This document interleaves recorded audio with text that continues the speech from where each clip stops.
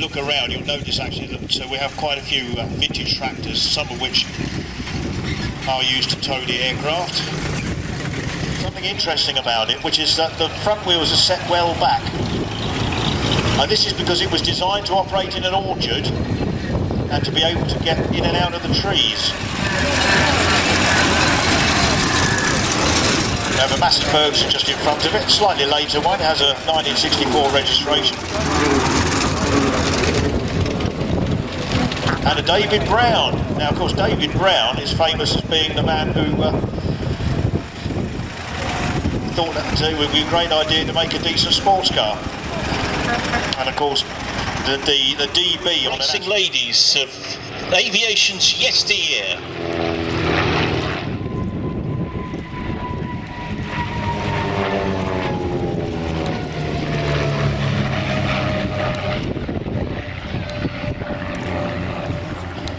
What a lovely sound. Miles an hour.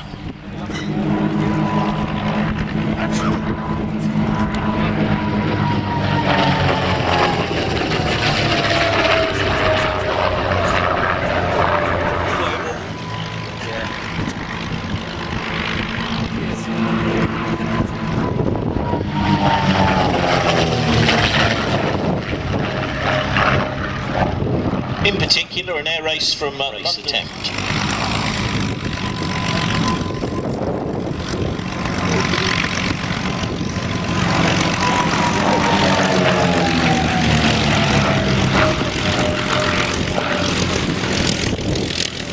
In fact, de Havilland built 3 today.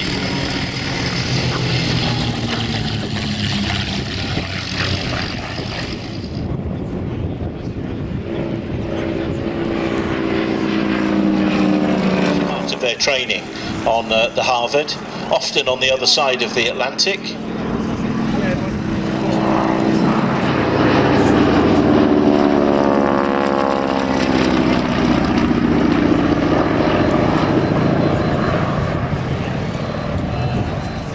For 2 very different purposes.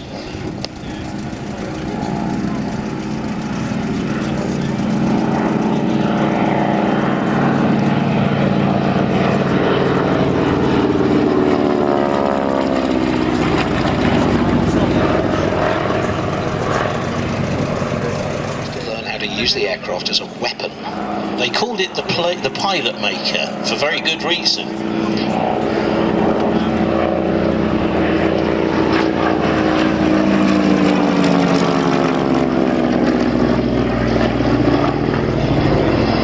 The Harvard does require a lot of rudder work to keep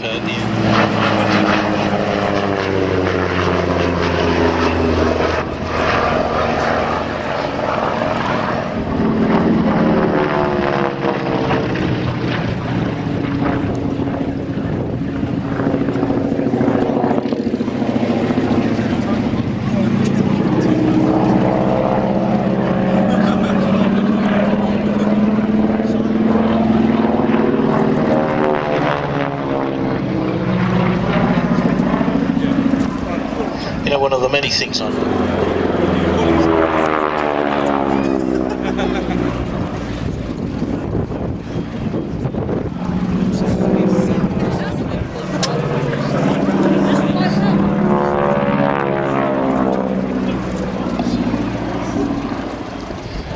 Some 16,000 examples of the T6 great entry machine into warbird flying.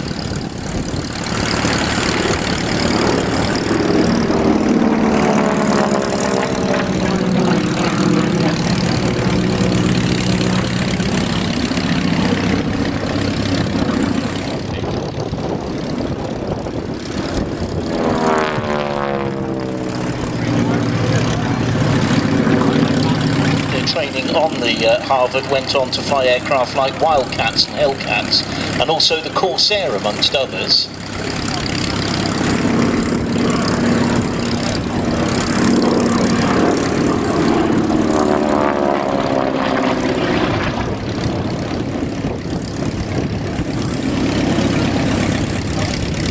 Well, as I was saying, the point of the Harvard was to teach not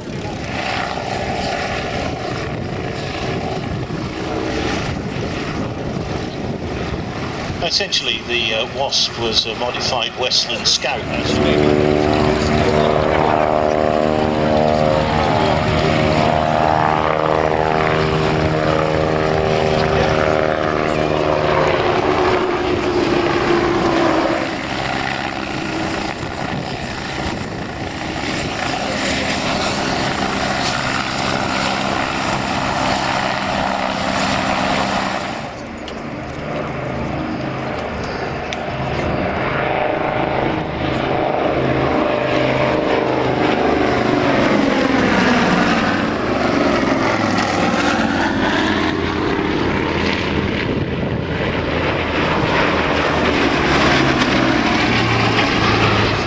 Finland also developed license-built examples of the Blenheim.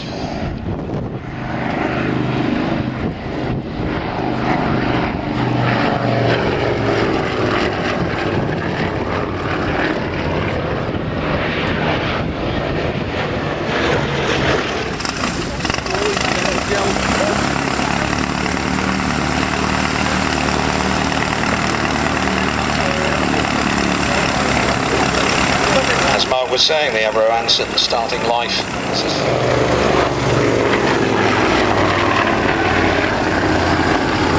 Two 420 horsepower Armstrong Siddeley Cheetah engines, and quite remarkable to think that there are about 11,000 Ansons built.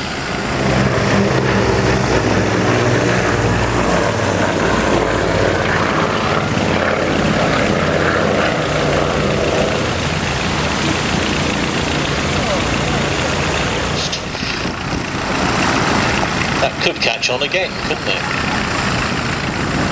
The Britain First bit, I meant, not the mail plane.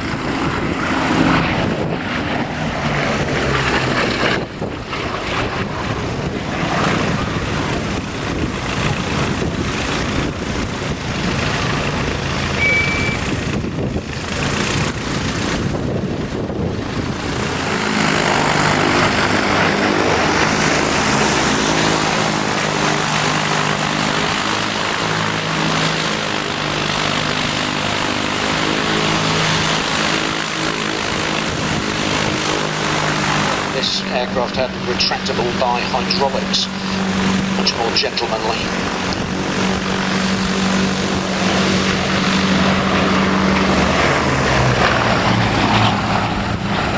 For many years as a battery-powered electric car.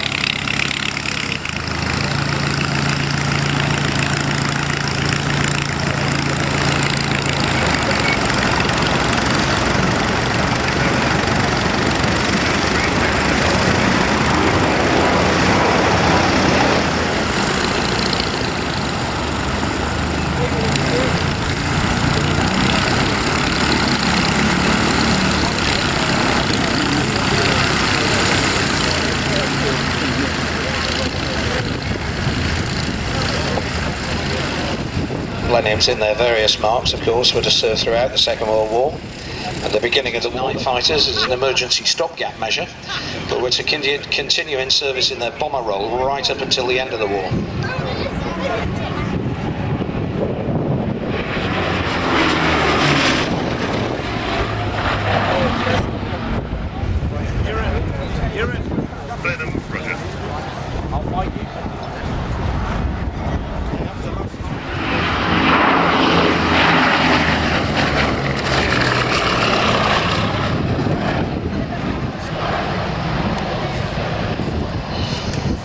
At the outbreak of hostilities in 1939, there were 1,000.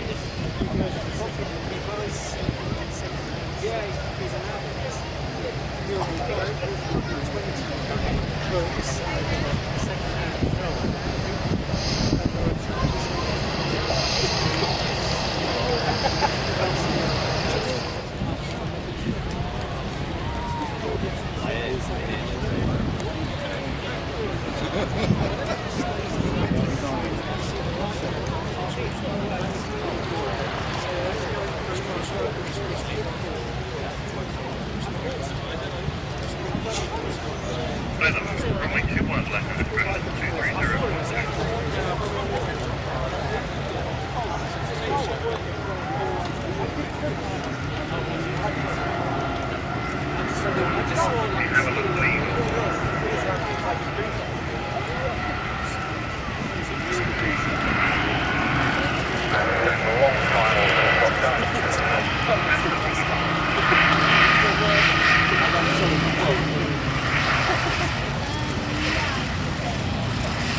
impressive display by the Bristol Blue.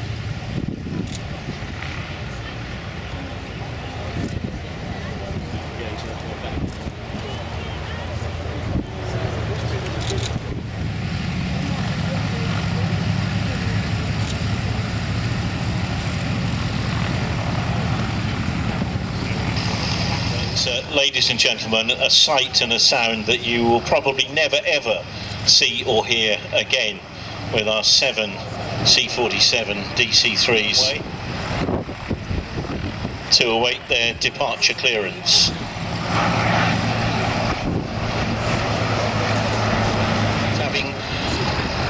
The type having been developed and first flown by Geoffrey de Havilland himself in 1924,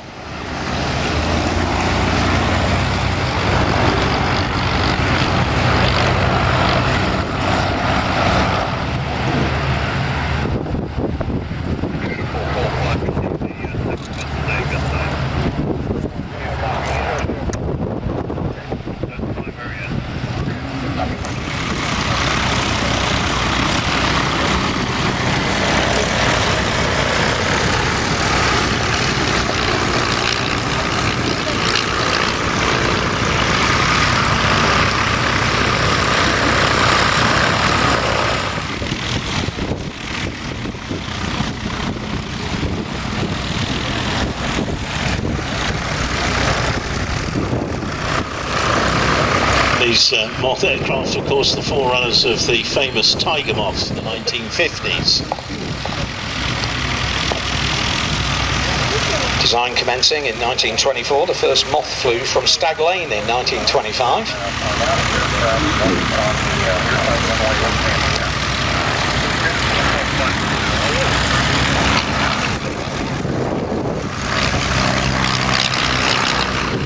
Whiskey Delta, the white example, passing us. So that when you folded the wings, it would actually fit in a standard cat-sized carriage. Did you know that? Yeah.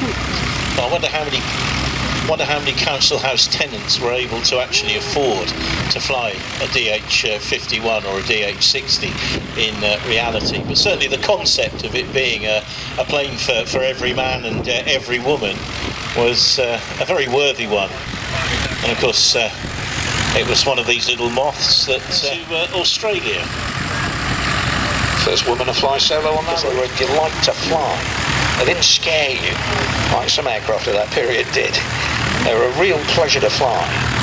It meant that by the time the Second World War came round, we had an awful lot more pilots in this country than we might otherwise would have. Yeah.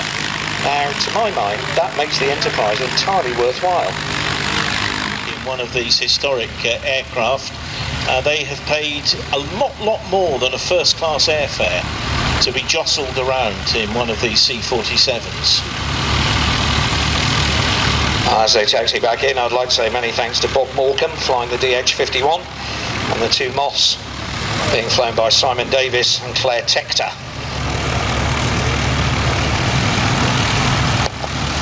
And now, as they say, for something completely different.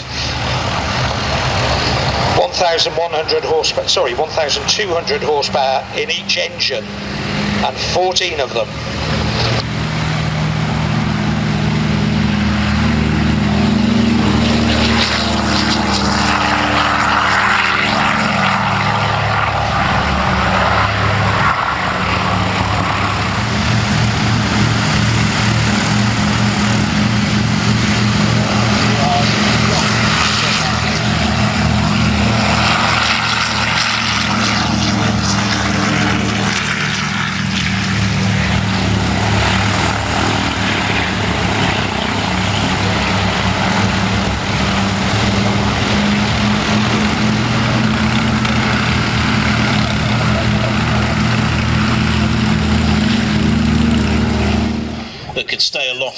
for many, many hours, if not days, if required, would take essential photo reconnaissance sorties and then get the pictures back to a land base as quickly as possible. As anything else, because you could get off and you could take off and land took them across to France, lined them up picked them up literally, the crew literally picked the aircraft up, put them on 3 trays running down the middle of the landing craft, and they took off, the world's smallest aircraft carrier. And 2 very different looking aeroplanes. They were powered by the Warner Scarab radial engine. It was only with the introduction of this aircraft, the Mark III, and it got the inline Ranger. A far more lean look, but you can see why it was given that utility cargo. A few of the Arguses were actually built by Fairchild, oddly. It was called the Fairchild Argus. Most of them were actually built by Chrysler Reisner Aircraft. They were a very famous manufacturer of a wide variety of light biplanes during the 1920s and 30s, based at Hagerstown in Maryland. And they were actually part of the Fairchild Aviation, Chrysler Reisner, and so they were responsible for actually the manufacturing production line.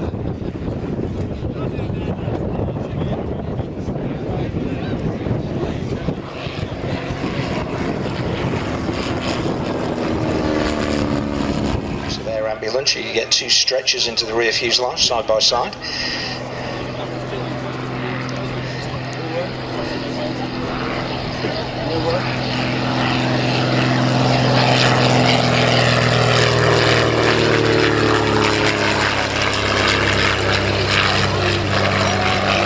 Short field capability made it particularly useful in getting supplies and, of course, wounded out of the frontline area.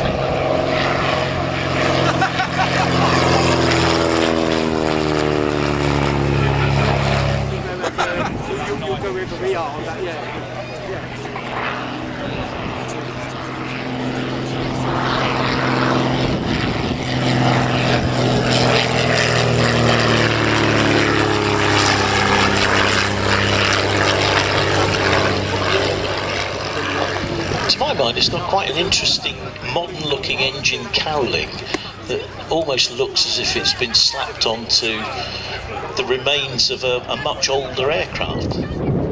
It's only a peculiar shape, but an interesting aircraft to include in our festival.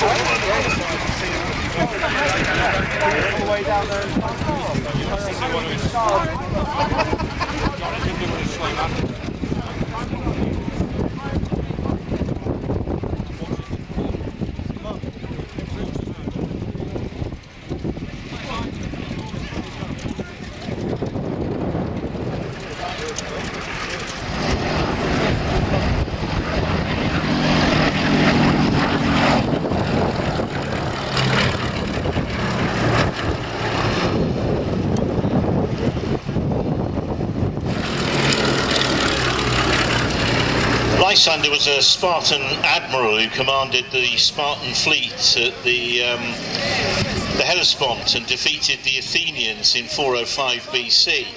It was from this admiral from ancient history that Westland in the UK took the name for one of its strangest. The aircraft was really outdated by the time the war broke out, and it was after the Battle of France that it was realised that actually the aircraft wasn't going to cut the mustard, and its role was then really put back into occupied Europe, brought the Westland Lysander into its own and created its own little niche in aviation history, for it was as a clandestine aerial taxi that originally fitted with bombs on the wing sponsons. Team, they're ready!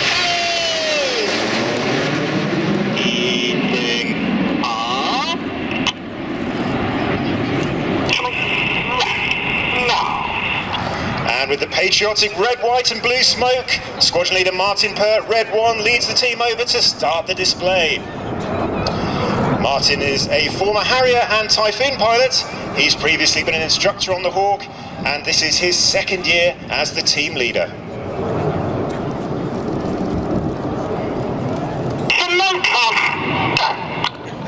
As the smoke goes off, Red 1 has called the team into Short Diamond.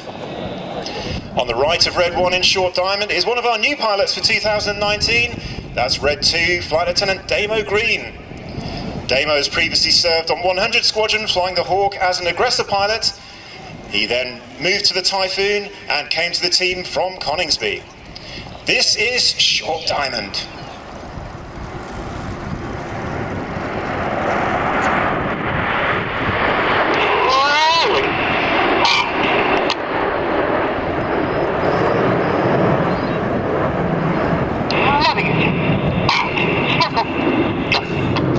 Now you'll hear from Red 1's radio transmissions that he speaks in a very metronomic time.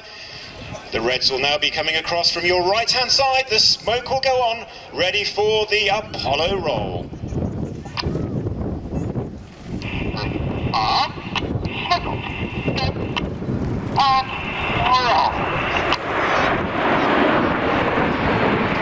Upside down at 2,500 feet, the distinctive planform of the Hawk T1 and the bright red paint scheme visible against the sky.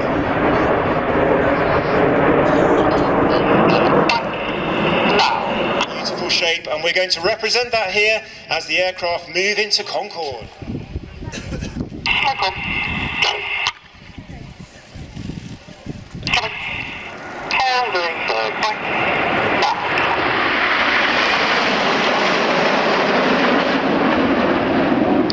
On the far right-hand side of Concorde is Red 4, another new pilot this year. Red 4 is Flight Lieutenant Gregor Ogston. He's previously flown the Harrier and the Typhoon, and before coming to the Red Arrows, he instructed on the new version of the Hawk T2 at RAF Valley. The Hawk T2 is a much more modern version of this aircraft, and it has much more in the way of avionics and glass cockpit, which is a better lead-in for the Typhoon and the F-35. We've got 6 aircraft all flying line abreast with Red 1 at the front. They're about to put the colour on in Phoenix.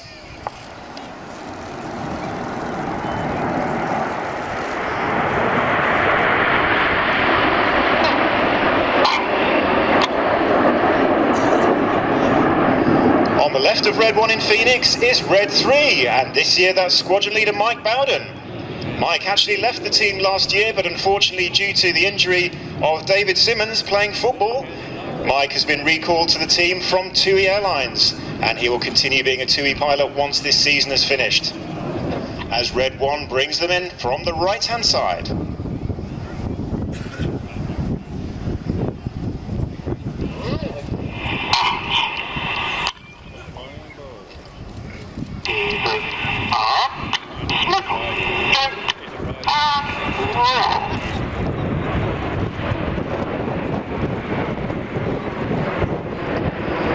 As Lancaster is rolled upside down, some of you may be thinking, well, that's not very realistic for a Lancaster bomber, but it's reputed that the great test pilot Alex Henshaw rolled numerous Lancaster bombers whilst testing them at Castle Bromwich.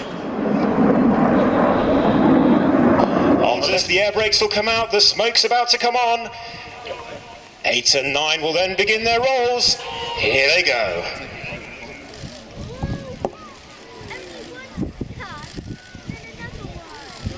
8 and 9 with the coloured smoke rolling around the smoke of the rest of the aircraft. Red 1 bringing the formation towards us. He's about to bank to the left with a change of smoke colour. Here it is. It's Tornado.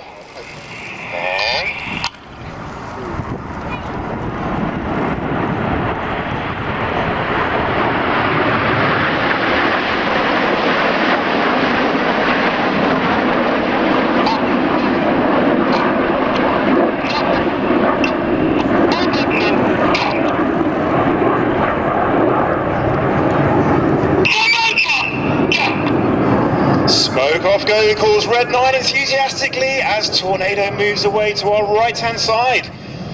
Well, the end of Tornado means we're almost at the end of the front 5 aircraft at the top, back 4 at the bottom, as we look forward for the detonator.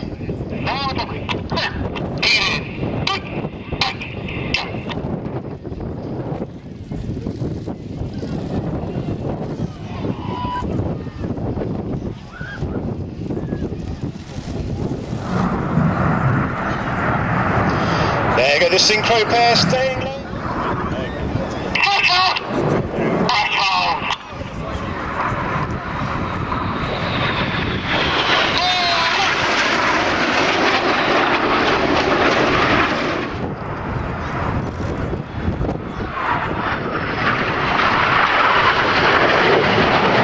As they pull hard into the turn, the G-suit's inflating, fighting those G-forces. Red 6 and 7. They're in an inverted V formation as Red 9 flies straight down the middle in the goose.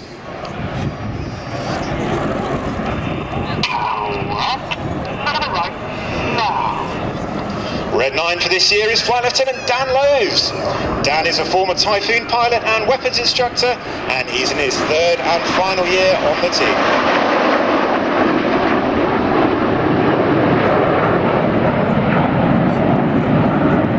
Red 1 Enid off to the left-hand side with the red and blue smoke flowing.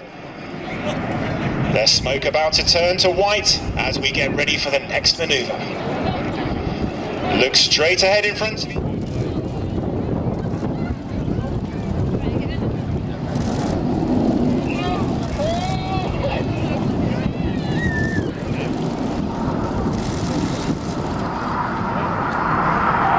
Up through the middle of 6 and 7 is Red.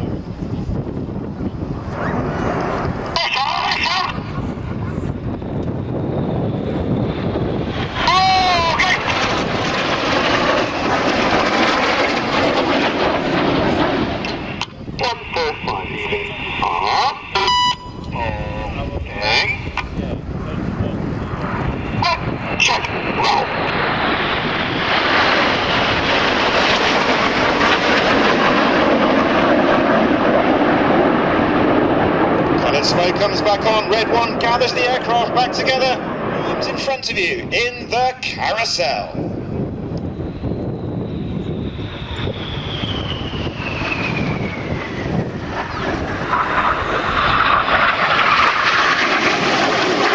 Red and blue smoke coming on. The pilots fighting the G-forces. The G-suit inflating to help them.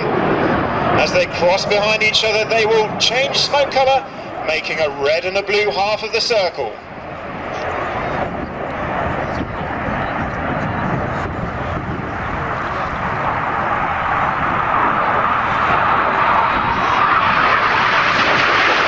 Smoke colour for the second, a snake-like pattern across the sky in the Python.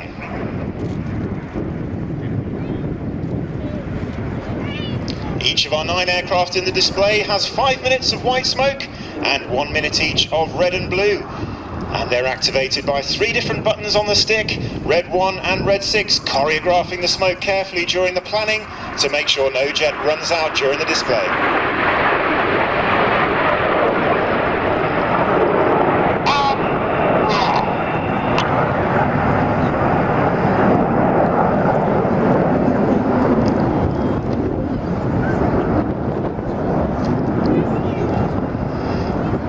As Enid complete the second of their Python rolls, Red 1 will be switching the smoke off ready for Red 6 to lead the back section in for the next. The smoke goes off. Let's look to our right-hand side. And here come the 4 aircraft. The nose lights towards us. 6 and 7 about to roll upside down.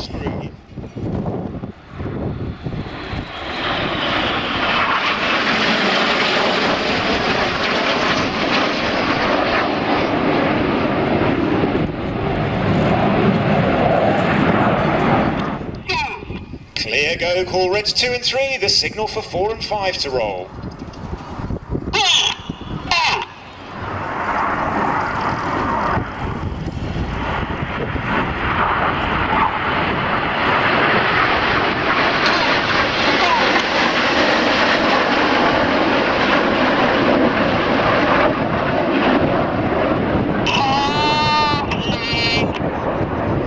Complete, sings Red 5 as the rollbacks finish. Chepo break.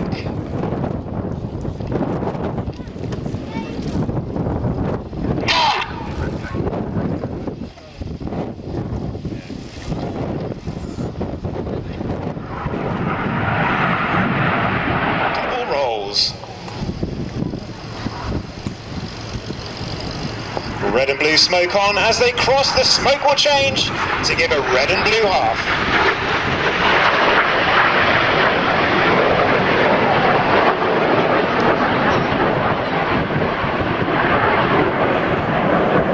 As the synchro pair move off to the left. Ladies and gentlemen, you've been watching the Red Arrow!